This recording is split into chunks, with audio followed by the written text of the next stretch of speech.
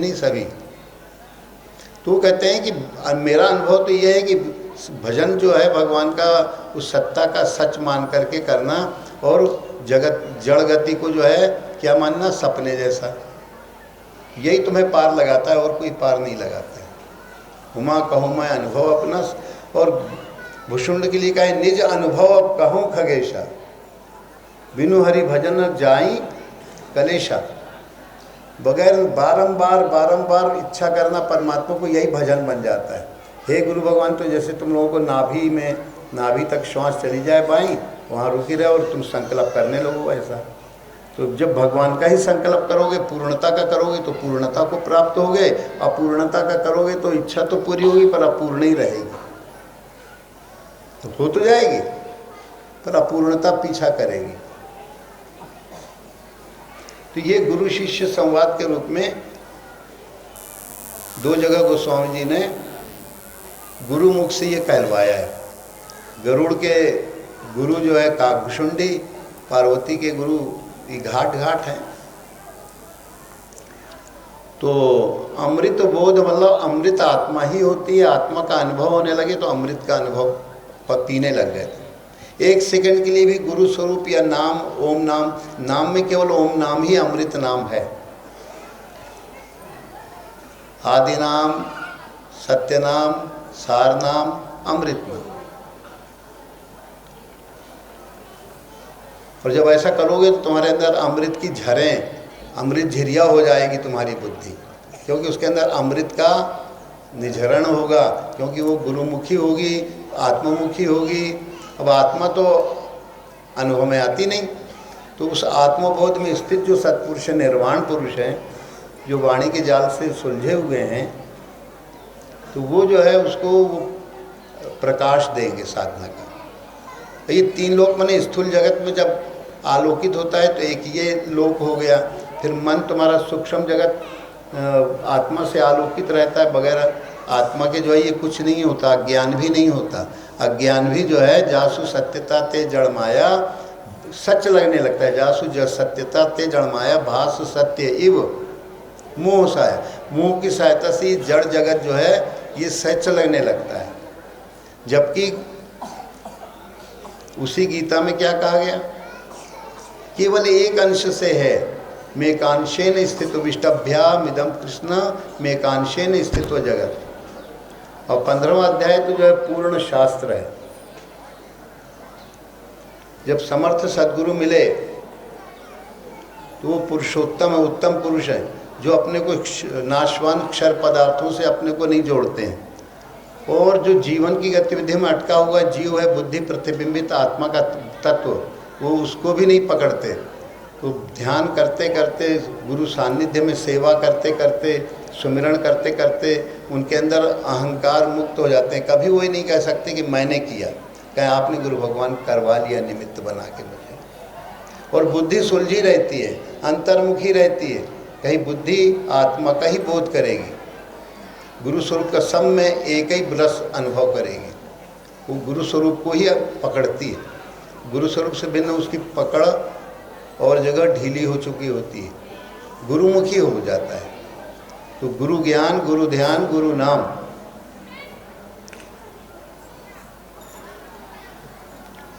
गुरु ज्ञान उसके अंदर आ जाए।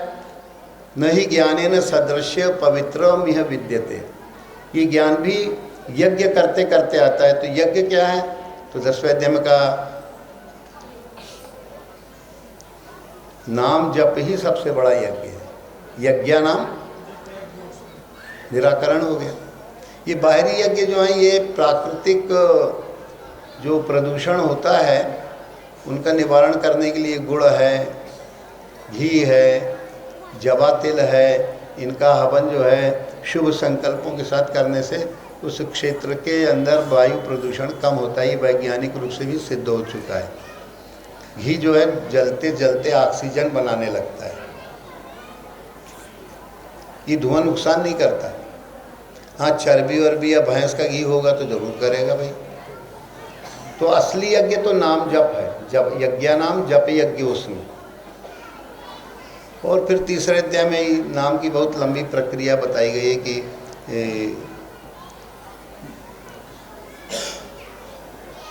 प्रजापति ने साधना और साधक एक साथ तैयार किए।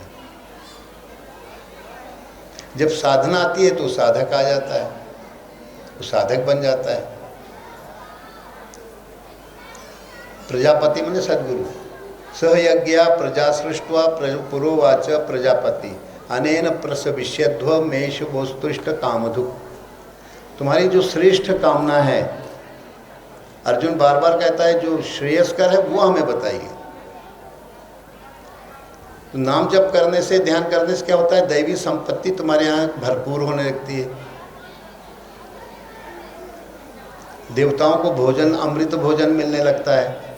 देवता वंचित थे क्योंकि राक्षसों ने उनको दबा रखा था, असुरों ने।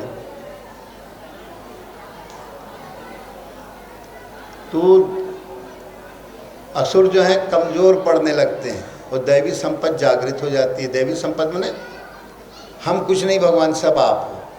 सार रूप में जानना चाहो तो इतना ही है। और बुद्धि हमेशा बोध करे भगवान का। ये दो चीज़ें हैं तो दैवी संपत्ति भरपूर है। और जब शरीर की बहादुरी बताने लगोगे और मन से कहोगे मैंने ये किया, मैंने ऐसा विचार किया, मैंने ये किया, मैंने ऐसी जुक्ति लगाई कि चारों खाने चित्त हो गया, तो ये तो आसुरी है।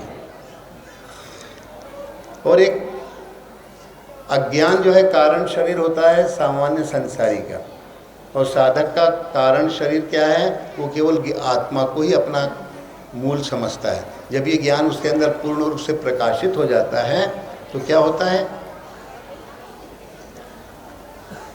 इस पूर्ण ज्ञान की प्रतिष्ठा से उसके अंदर से कचरा बह जाता है। पूर्ण का संकल्प करो और पूर्ण से पूर्ण ही मिलता है और पूर्ण ही शेष रहता है और कुछ नहीं। ये बताने के लिए, समझने के लिए अगर तुम्हारे अंदर रुचि जागेगी तो क्यों नाम केवल एक है, वो है ओम। इसके नीचे वो नाम जो है आता जाता है। ये नाम जो है चिंतन करते करते मन भागेगा, फिर इच्छा करो नाम चिंतन की, हे भगवान आपका नाम हमारे पकड़ में आ जाए। फिर इच्छा करो, फिर इच्छा करो। इच्छा ही करते करते काम बन जाएगा। ये जीभ निर्वाणी मुद्रा लगा लो तो इच्छा उठेगी नहीं।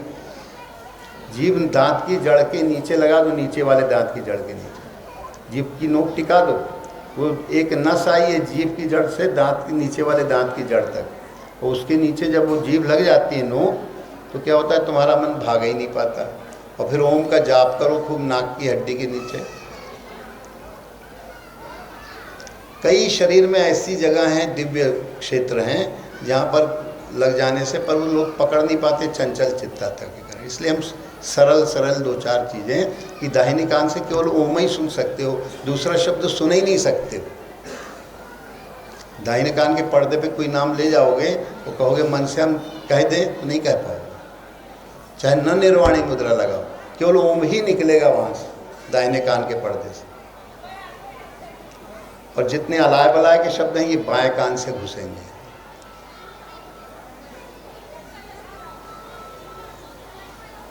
जितना अच्छा ओम दाहिने कान से निकलता है, बाएं कान से नहीं निकल पाता। लग जाओ, चेष्टावान हो जाओ, यही तुम्हारे अंदर जो है फिर पुनर्जागरण उस दिव्यता का, चेतनता का होने लगता है। तो इसी कितना बजा? 31:30। तो इन्हीं शुभेच्छाओं के साथ कि हम विचार करते हैं कि आप लोग निर्वाणी मुद्रा करोगे तो निर्वाण पुरुष के पास में पहुंच जाओगे। और ये बाईं नाक गंगा है, चंद्र से निकलती है ऐसी योगियों की। और दाहिनी नाक, दोनों नाक चल रही हो या एक नाक को चला के देखो तो दाहिनी नाक गरम गरम श्वास देती है, तो बाईं नाक ठंडी। इसलिए इसको चंद्रमा अमृत से संपन्न कहा जाता है। और बाईं नाक से किए हुए संकल्प तुम्हारे नाभि में पहुंच जाएं तो काम देते हैं। और एक चीज़ और है, गाय का कंडा बना लो और उसको सिर के ऊपर रखो। जिसको सिर दर्द, आंख दर्द, मुंह में कड़वापन, शरीर में थकावट, अगर 1 घंटा गाय का कंडा बना के और इस जगह ऐसे चिपक जाए, ऐसी स्थिति में रख लो, सूखा कंडा, तो तुम्हारे शरीर के रोगों की बहुत सी सीमाएं, मनोरोग की सीमा, बहुत कुछ कंडे से भी हो सकती है। गाय की महिमा भी जान सकते हो, बहुत सरल उपचार है। ओम नाम की इच्छा करो। संकल्प तुम्हारे सत्य कब होते हैं? इसी युक्ति से होते हैं। तुम लोगों को शायद पता ना हो, तुम्हारे प्रधानमंत्री संकल्प करते हैं तो उनके ज़्यादातर संकल्प सही हो जाते हैं। वो भी यही करते हैं, और तुम भी करोगे तो तुम्हें भी लाभ मिलेगा। लोग श्रेष्ठता को पकड़ना चाहते हैं पर श्रेष्ठता वाला कार्य नहीं करते।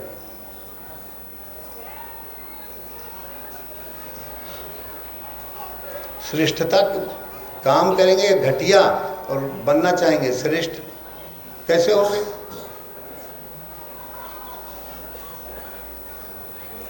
तो इन्हीं शुभाकांक्षाओं के साथ काफ़ी लोग डटे हुए हैं, पर धीरे धीरे जाना। जी। पंगत का प्लाट भरा होगा, सबको प्रसाद मिलेगा, प्रसाद की कोई वो नहीं है। और अगर इसको तुम करने लगोगे इस क्रिया को, तो कोई तुम्हें ऐसी चीज़ नहीं है संसार में जो डिगा सके। उसी के बल पे गोस्वामी जी ने भजन कहा है कि मैं तो ही अब जान्यो संसार, बांध न सकै मोहि हरि को बल, प्रगट कपट आगार। हम तुझे बदमाश मन जान गए, संसार जान गए। मन ही का रचा संसार है। संसार माने तुम्हारा मन के अंदर जब चंचलता होती है तो ये संसार संसरण, जैसे एक बूंद तेल की पानी के टब में डाल दो, पानी भरे टब में, तो पूरे में फैल जाएगी, तो संसरण हो जाता है। तो मैं तो ही अब जाने संसार नहीं बांध सकता ये संसार।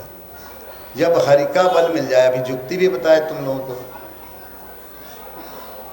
हनुमान जो है कभी अभिमान नहीं करता। सब लोग कहते हैं हम तुमसे उऋण नहीं है, हम तुमसे उऋण नहीं है। भरत कहते हैं हम तुमसे उऋण नहीं है। भरत जीव रूपी विभीषण, भाव रूपी भरत, और आत्मा का अनुभव रूपी राम। अगर कमज़ोर वैराग्य हुआ, अभिमान आने वाला हुआ, तो अनुभव भी कमज़ोर हो जाएगा। इसीलिए कहते हैं कि हम तुमसे।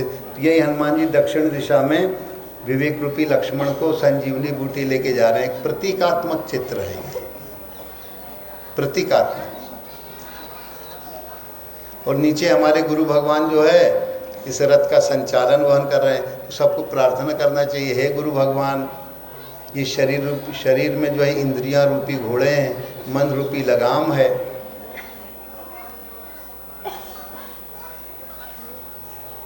और इसमें जो है इंद्रियां रूपी घोड़े, मन रूपी लगाम, और ये शरीर रूपी रथ है। इसमें बुद्धि जो है भगवान से बोध की प्राप्ति के लिए, आप लोग देख रहे होंगे, दिख रहे हैं गुरु महाराज का मूर्ति तुम लोगों को? दिख रही? हाँ, उधर से कम दिख रही होगी। तो आप ये शरीर रूपी रथ पे गुरु भगवान, आप इसके रथ चालक बन के बैठ जाइए। तो गीता में भी कपिध्वज शब्द आया है पहले अध्याय में। सभी पक्ष विपक्ष के लोगों का किया गया है। तो आसुरी पक्ष कौरव, माने जो आसुरी पक्ष है, कौरव हैं, 24 घंटे दुनियादारी के संकल्प हल्ला गुल्ला करते रहते हैं, वो आसुर प्रवृत्तियां हैं। दिन रात मैंने ये देखा, मैंने वो सुना, मैंने ये किया, मैं वहाँ गया, मैं ऐसे करने वाला हूँ, मैं वो हूँ, मैं वो हूँ। ये 24 घंटा राव मैंने हल्ला होता रहता है। काँव काँव काँव काँव, दूषित संकल्प वहाँ पर प्रवाहित रहते हैं। और पांडव, जिनके सद्गुरु रूपी श्री कृष्ण है आत्मबोधि, ऐसे पांडव थोड़े होते हुए भी और हजारों करोड़ों प्रवृत्तियाँ मन की भागने वाली, बहिर्मुख कराने वाली, उनके ऊपर नियंत्रण पा लेते हैं। तो पूरी गीता में मन के जो विकार हैं उन्हीं को शत्रु कहा गया है। इन मन के विकारों पर जय पाने के लिए 10वें अध्याय में नाम जप में उन्होंने जप को बताया, और जपने के लिए 8वें अध्याय में मरण अध्याय, कैसे सही रूप से मन को मार दिया जाए यहीं रहते हुए। तो मृत्यु योग बताया कि शरीर को मार दो, मन को मार दो, तो आत्मा का बोध तो वहीं जागृत हो जाएगा। ये 3 अवस्थाएं हैं जागृत, स्वप्न, सुषुप्ति की, और इनमें जब आत्मा के आलोक से ये लोक कहलाते हैं। शरीर में आज जीवा निकल जाए, आत्मा जीवात्मा अपना दूसरा जगह जो है खोजबीन करे, यहाँ का पूरा संस्कार हो गया, आगे संकल्प बने हुए हैं, तो वो अज्ञान के कारण वो जीव और ज्ञान से भगवान का आत्मीय है। तो हनुमान जी एक बार कहते हैं कि देह दृष्टिया तु दासो हम, आत्मदृष्टिया त्वदंशकम। आत्मा की दृष्टि से आप सागर है, मैं आपकी एक बूंद हूं।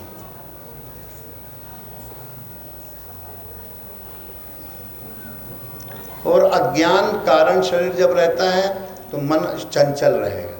जब कारण शरीर, जब गुरु भगवान आ गए तो कारण शरीर जब तब होता है कि जब आत्मा का कारण रूप जो है बोध बुद्धि में आत्मा का गुरु महाराज का प्रकट होने लगे तो मन स्थिर होने लगता है।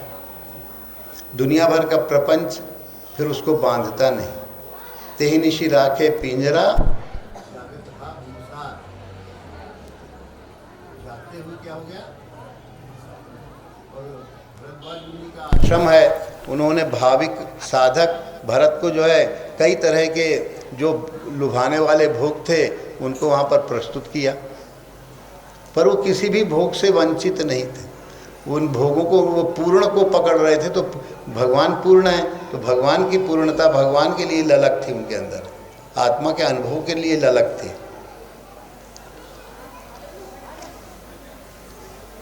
तो तेहि निशि राखे, वो पिंजरा है, वो पिंजरे को देख रहे हैं कि ये विभूतियाँ भरद्वाज जी ने भजन ने अपने प्रभाव से पैदा की हैं।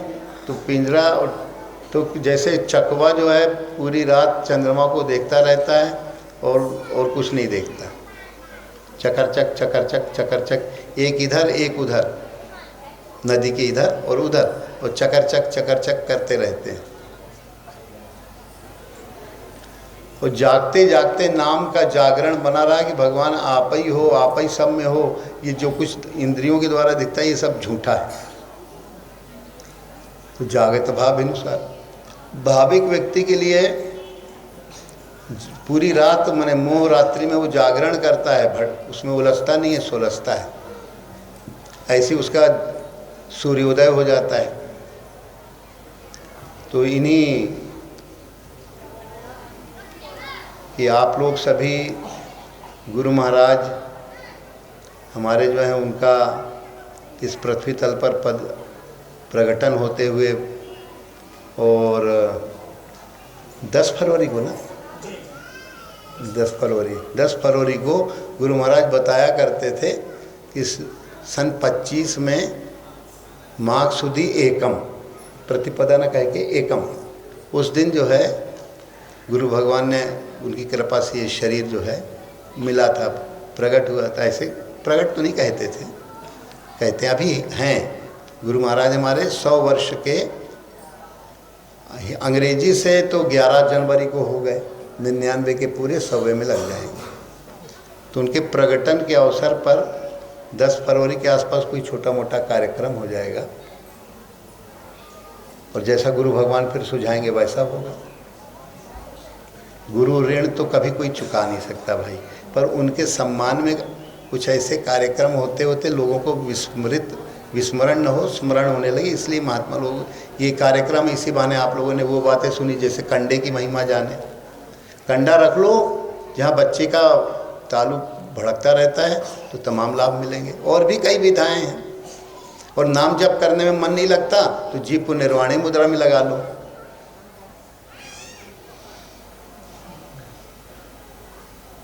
मन कहीं जाएगा नहीं।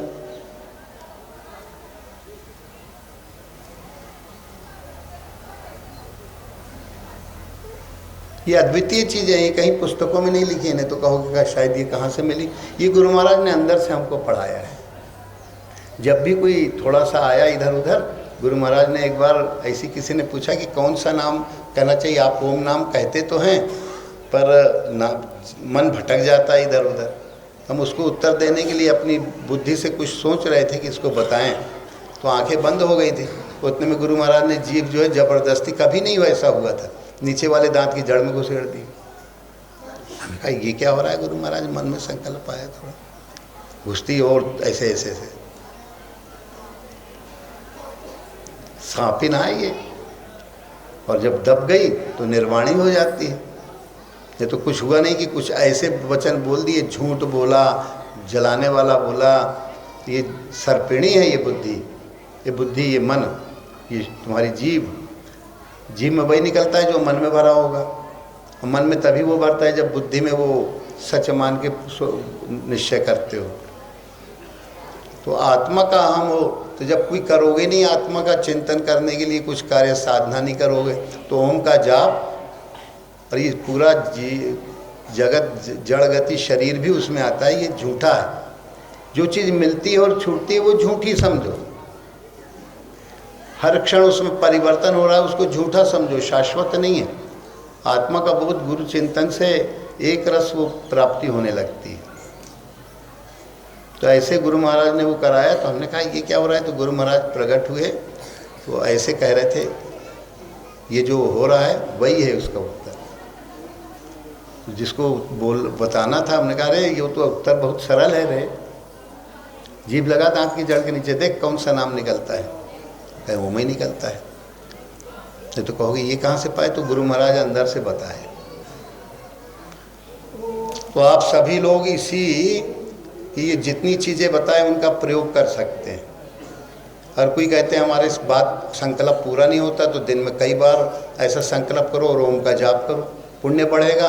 बगैर पुण्य के तुम्हारी इच्छाएं भी पूरी नहीं होंगी, पर कौन सी इच्छा कर रही हो उसके लिए ये वरदान रूप में, सरल रूप में, बहुत सरल रूप में तुम लोगों को समझा रहे हैं। इससे सरल कुछ हो ही नहीं सकता, पर अगर करोगे नहीं तो सरल चीज़ भी बहुत टेढ़ी हो जाएगी। तो अब की गुरु महाराज के वचनों को सच मानना और उसमें लग जाना, यही तुम्हारा पुरुषार्थ है। बोलो सद्गुरुदेव भगवान की जय। थोड़ा आपकी और जोर लगाना भाई। तीनों लोग तुम्हारे जो हैं शुद्ध हो जाएं, ज्ञानमय हो जाएं। बोलिए सद्गुरुदेव भगवान की जय। ऐसे में दो लोग जो है आलोकित, तो उसका आभास हुआ। एक बार और बोलिए सद्गुरुदेव भगवान की जय। ओम का जाप करते रहो, मन ही मन, युक्ति बुद्धि सब बता दिए। करना तुम्हें शेष अभिमान नहीं करना है। एक ही तरफ लग गए जी। ये पानी थोड़ा दे दो।